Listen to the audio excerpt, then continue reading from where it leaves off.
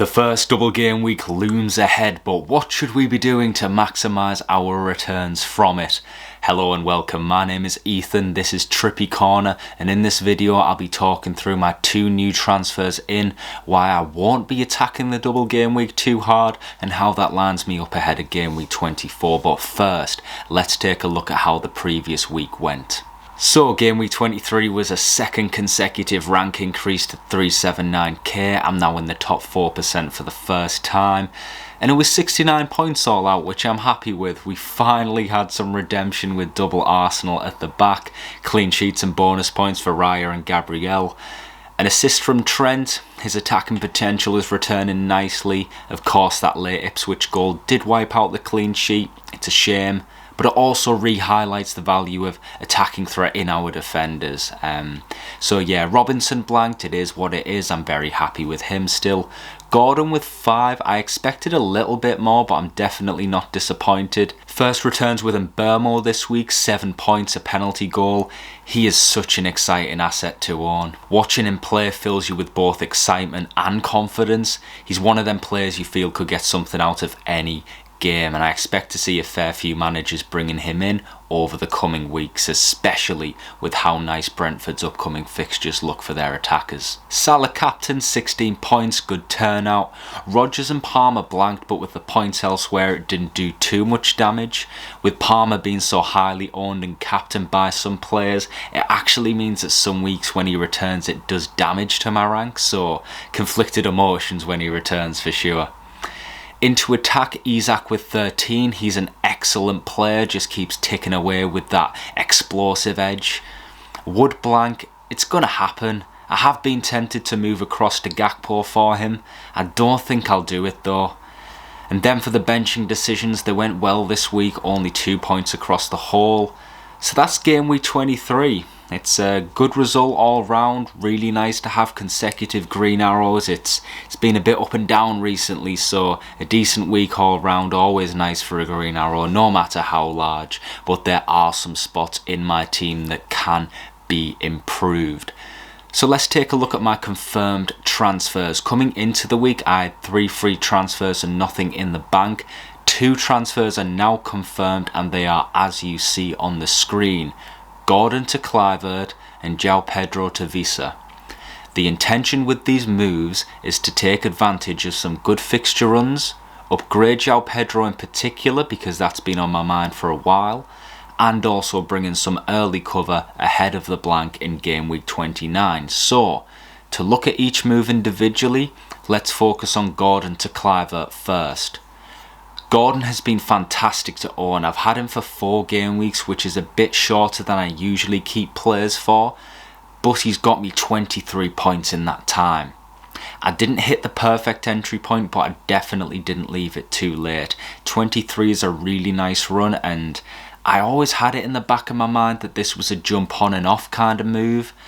To detail that further, his returns coincided with a nice run of fixtures starting around game week 16.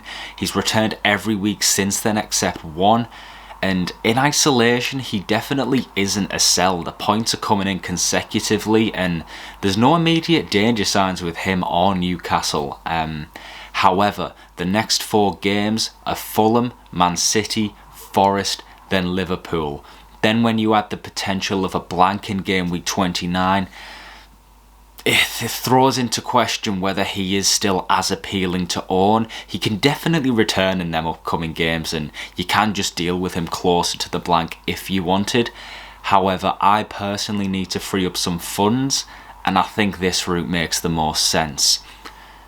So Kluivert, his next game is Liverpool, but from 25 to 34 the fixtures are incredibly nice, starting off with Southampton and Wolves. Jumping on and off a player can be really difficult to time perfectly, so the timing of this could be wrong.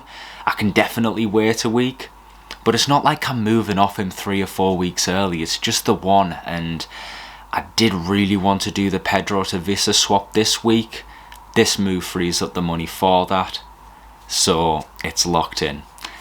So on to the Pedro to WISSA transfer. This one feels a bit more straightforward, a lot more straightforward really. Pedro has been frustrating.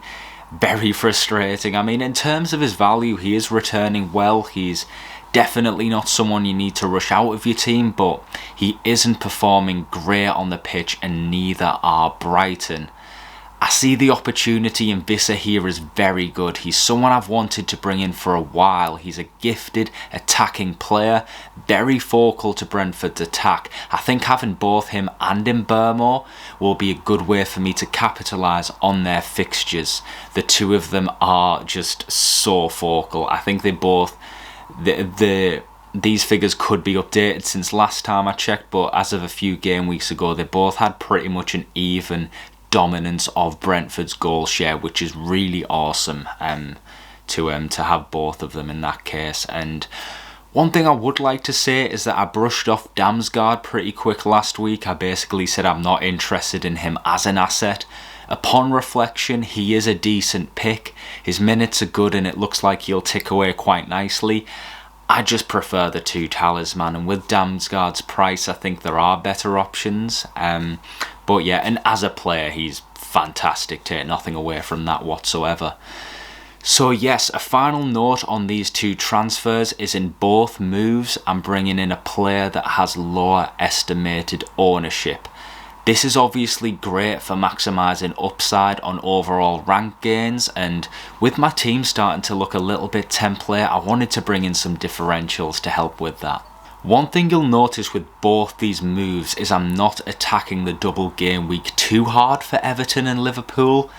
There's a few reasons for that which I'll talk through, but it's definitely a good opportunity that I wouldn't discourage. So I'll talk through some players that I think would be good picks, even though I won't be going there myself. I'm happy with Salah and Trent, and I think the rest of my team will do well to cover.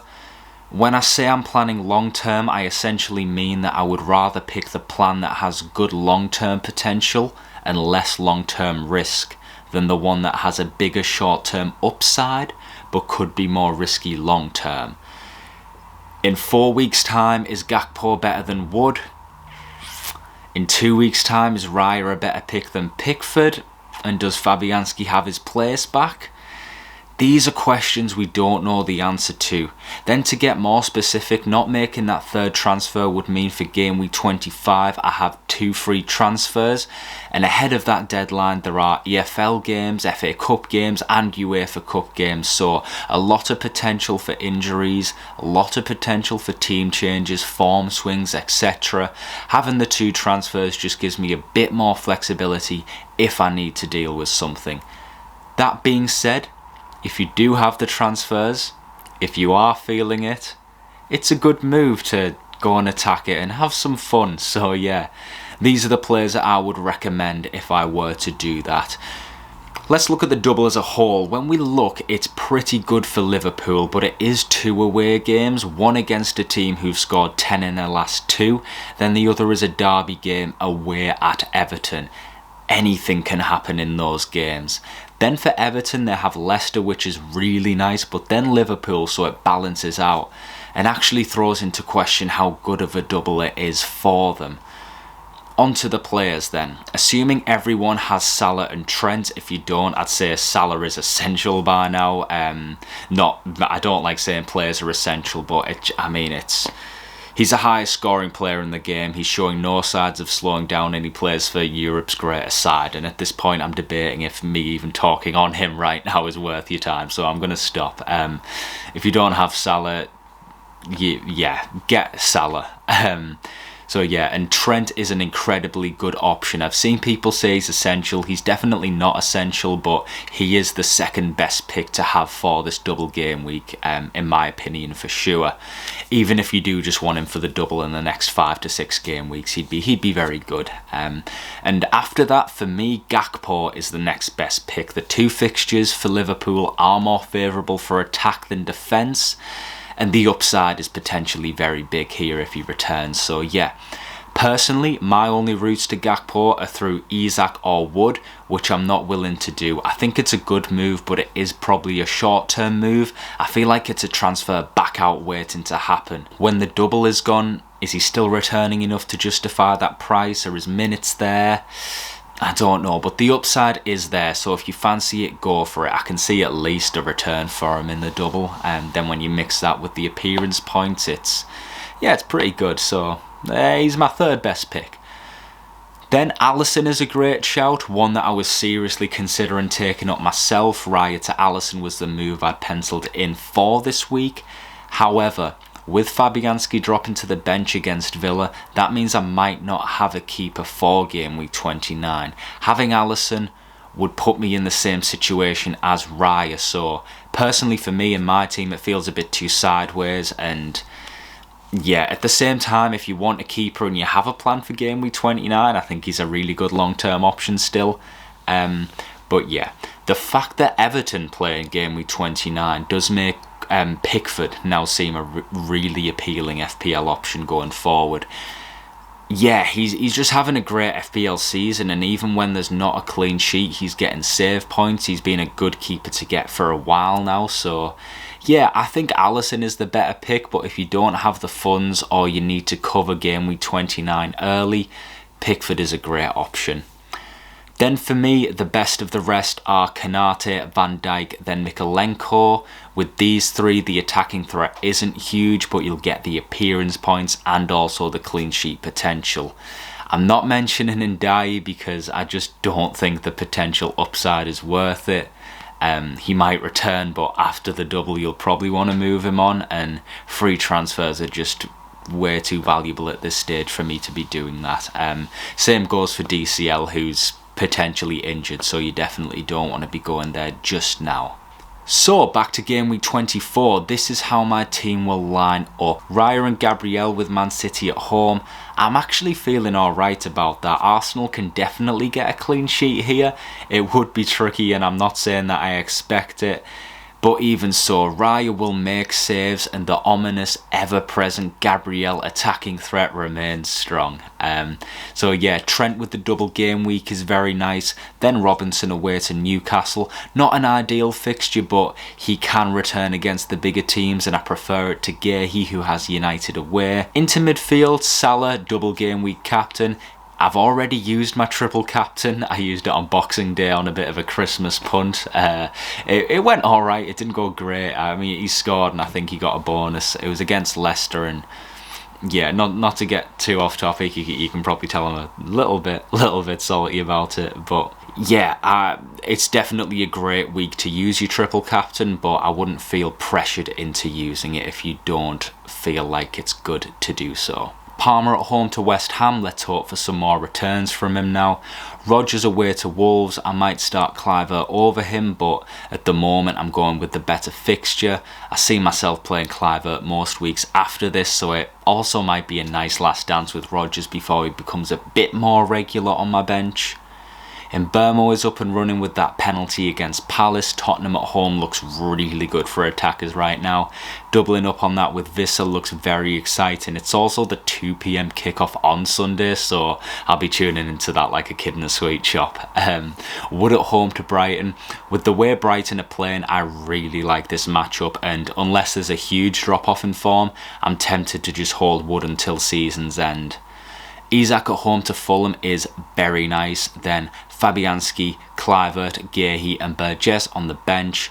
Only one that looks like they could get some big bench points there is Kluivert, but with the fixtures and the fact I'll be perma-starting him from the week after onwards for a while, I feel comfortable with that decision at the moment.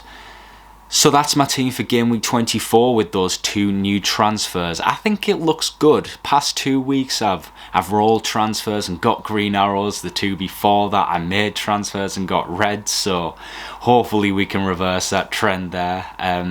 Ultimately, this team does shape me up pretty good long term. Saving the 3rd transfer means I won't have that 3rd double game week asset, but as I said, I'm happy to just firm it out because before that game week 25 deadline, we'll have had the other competition fixtures, giving us more info for the blank in game week 29. So yeah, I can use that extra transfer to plan a bit ahead of that. So it's safe. You might say it's boring, but I like it. I'm having fun, and yeah, that's why we play the game, isn't it? So that's it for this video. I'll be back very soon with my Points Portal or Trapdoor, the series where I look at some popular players and discuss whether they are indeed a portal to points or a trapdoor to blank. So let me know if there's any players you'd like me to discuss in that. Let me know your team dilemmas. I'd be glad to help out, albeit with my not an expert knowledge, but I'm pretty good at the game, I guess. So yeah, I'll do my best to help out, give my opinion, take it with a pinch of salt or 2 ton of salt, whatever you like.